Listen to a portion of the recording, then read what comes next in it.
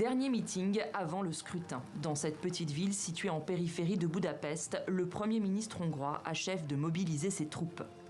Nous sommes ici pour faire un dernier grand pas.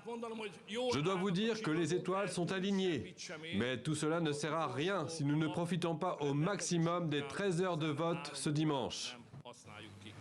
Une piqûre de rappel où Viktor Orban a martelé ses thèmes de prédilection. Un alignement prudent avec les Occidentaux dans la guerre en Ukraine. Sur ce conflit, ce proche de Poutine a fait le choix de l'ambiguïté et veut rassurer l'opinion.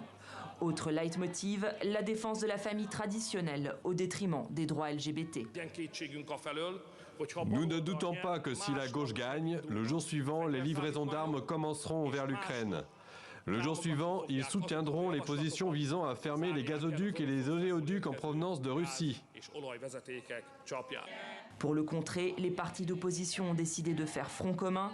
Une coalition inédite s'est constituée, emmenée par l'opposant Péter Markizej, alias MZP. Derrière lui, des formations de gauche, mais aussi certaines issues de l'extrême droite. Le candidat unique, un conservateur, affiche une ligne pro-européenne.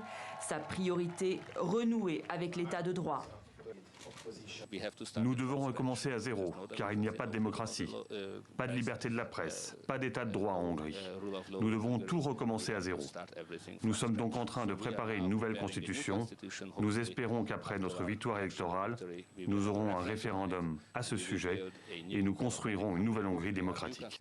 Tous les sondages d'opinion donnent le Premier ministre sortant gagnant, mais son avance reste étroite. En dépit d'une machine électorale et médiatique bien rodée, le sort du dirigeant n'a jamais été aussi incertain.